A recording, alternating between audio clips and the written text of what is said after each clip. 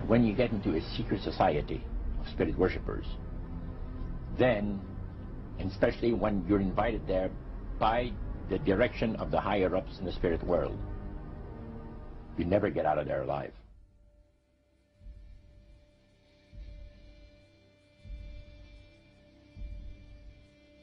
And he told us, he says, look,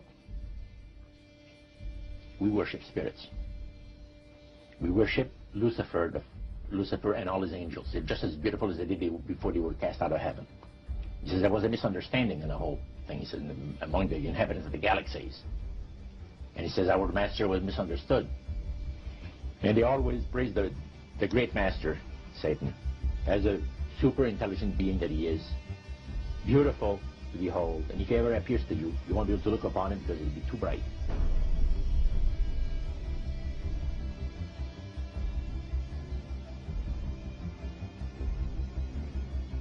What have Herbert Hoover, Art Linkletter, Jack London, and Richard Nixon all had in common? Well, they've all been members of the exclusive all-male Bohemian Club in California, where every year at this time, the elite from around the country get together for 2.5 weeks of fun and games. Among its members are businessmen like Leonard Firestone and Edgar Kaiser, and political figures like Gerald Ford, Henry Kissinger, William French Smith, and George Shultz. President Reagan, Vice President Bush, and Defense Secretary Weinberger are members of other camps. Richard Nixon is a Bohemian, and so are high-ranking executives of such companies as Eastern Airlines, Standard Oil of Indiana, and Bank of America. Privacy is one of the Grove's most cherished virtues.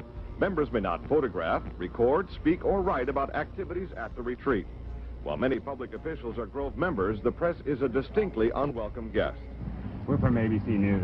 Well, get back there. Get back there. Can we talk to somebody in the... Get back there. You see, for over 120-plus years in Northern California, in Sonoma County, on a 2,700-acre secluded redwood grove, leaders from around the world, prime ministers, chancellors, presidents, governors, again, the heads of industry, banking, academia, the media, Hollywood, travel there to engage in bizarre, ancient Canaanite, Luciferian, Babylon mystery religion ceremonies. We were inside 4 hours. That's only one day out of the 2 weeks that they meet there for the admitted Summer Fire Festival of the Bohemian Club.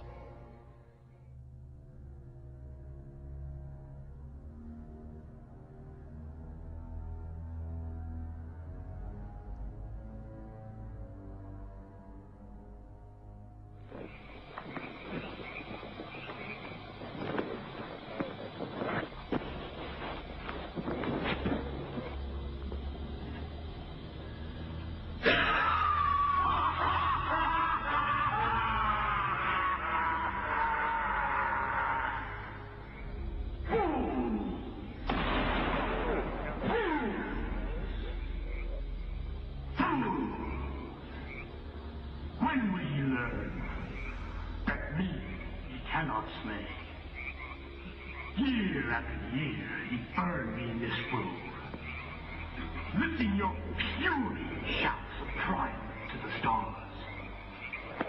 But when again, he turned your faces to the marketplace, do ye not find me waiting at the hole?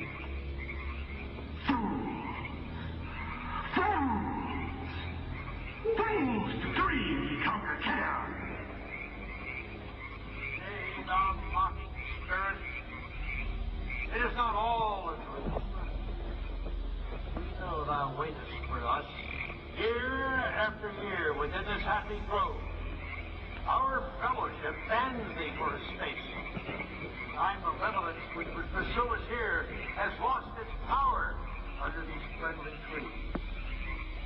So shall we burn thee once again this night, and flames that keep thine effigy, we shall read the sign, Midsummer sets us free. Ye shall burn me once again!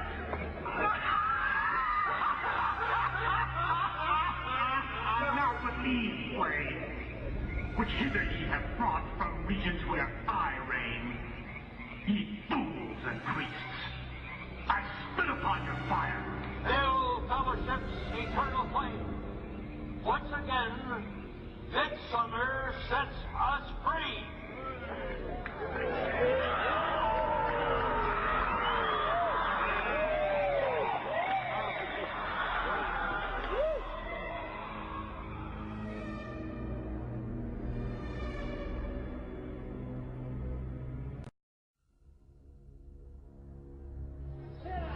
The Bohemian Club,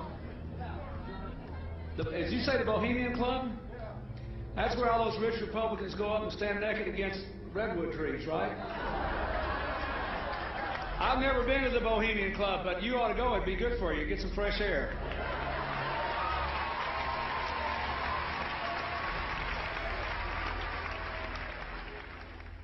One last question.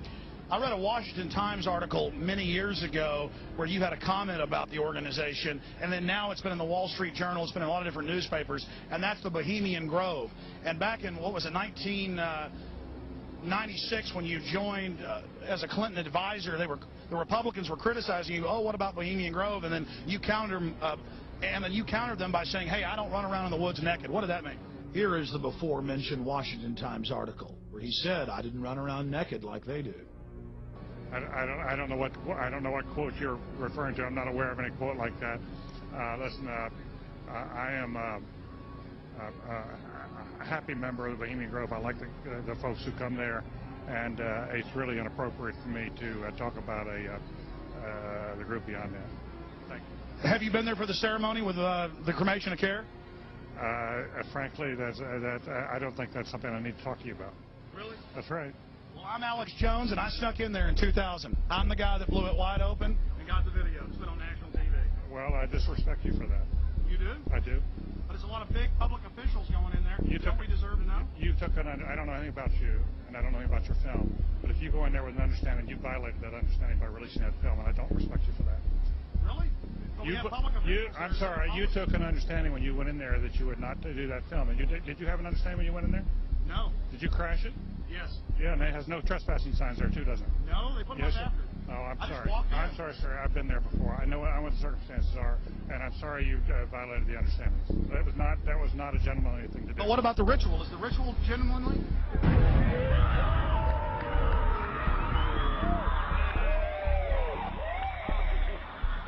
Sir, everything. I don't owe you this comment. I know. This is what's called ambush journalism, and I disrespect you for that as well. So thank you and goodbye. Been in the ritual? It's none of your damn business.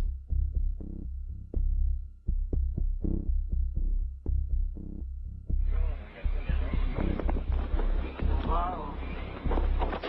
Prince of all mortal wisdom, our Bohemia, we beseech thee, grant us thy counsel.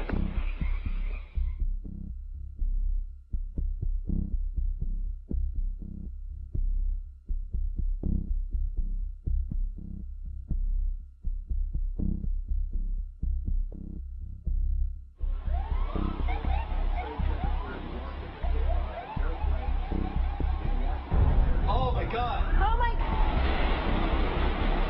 Oh, my God. Oh, my God. Oh, my God. I told you.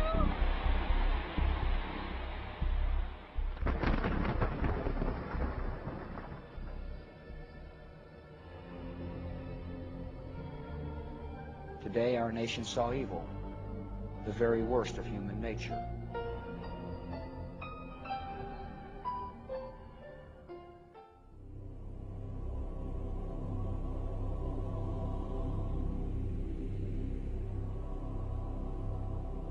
They had exactly the same agenda, and that was for bringing in this New World Order. I heard George Bush talking at that time. He was talking to Bill Clinton, and I've since photographically recorded it and wrote it verbatim in our book. That when the American people became disillusioned with Republicans leading them into the New World Order, that Bill Clinton, as a Democrat, was going to be put into the office of president. This was decided in 1984. Actually, I'd heard about it even prior to that. But that, as of 1984, they were already discussing it as an absolute fact. the CIA is carrying out mind control on countless numbers of unwitting American victims. And he even went so far as to say the basic methods that they use in this mind control: hypnosis, drugs, and torture. Three parts policy that they had adopted there. The second one was to find a way of being able to get total control of people's minds. And that would be done by taking hypnotism out of the realm of the occult and introduce it as a new science for the benefit of mankind.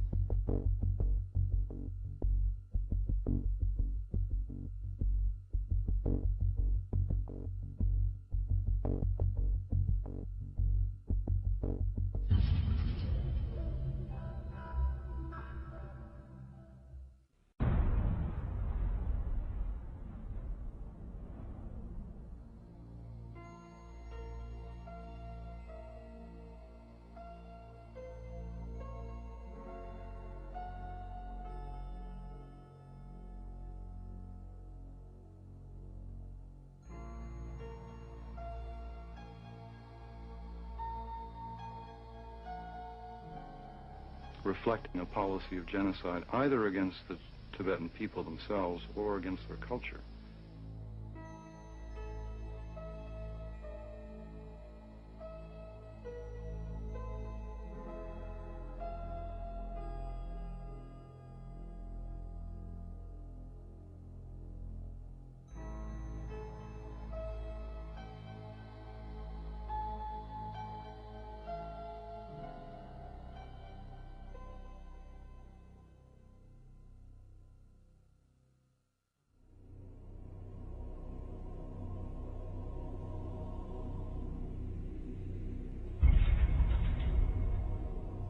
Once I realized I had met an honest, genuine, high-level Freemason who told me there were 13 levels of Freemason above the 33rd degree, and that these people were God. There was no God, they were God.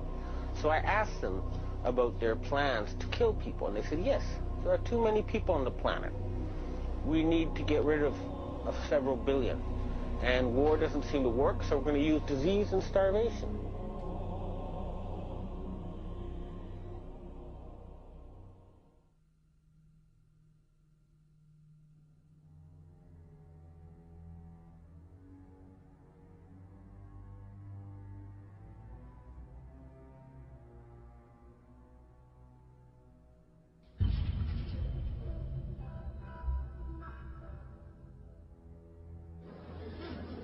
He knew what was happening, and he attempted to warn us when he left office. He told us, quite bluntly and in no uncertain terms, to beware of the military-industrial complex. And who is the military-industrial complex? It is the members of the Council on Foreign Relations, and since the inception of the Trilateral Commission as well. I'm not, the Council on Foreign Relations, I don't know if I'm an official member. I've spoken there before. It basically is just a forum where a bunch of people talk about foreign policy. Was made up of the Executive Committee of the Council on Foreign Relations. Now, it is extremely significant that you understand that the first 6 members from the government, along with President Eisenhower, were also members and longtime members of the Council on Foreign Relations. They believed in that organization. They believed in its goals, which was one world government.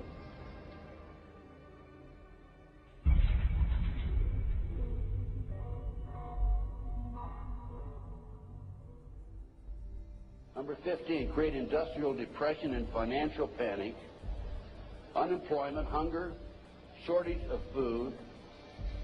Use this to control the masses or the mobs, and use the mobs to wipe out all those who dare to stand in the way. Well, I'll tell you right now, every expert I've talked to is talking about food shortage. And it's coming, I'm convinced.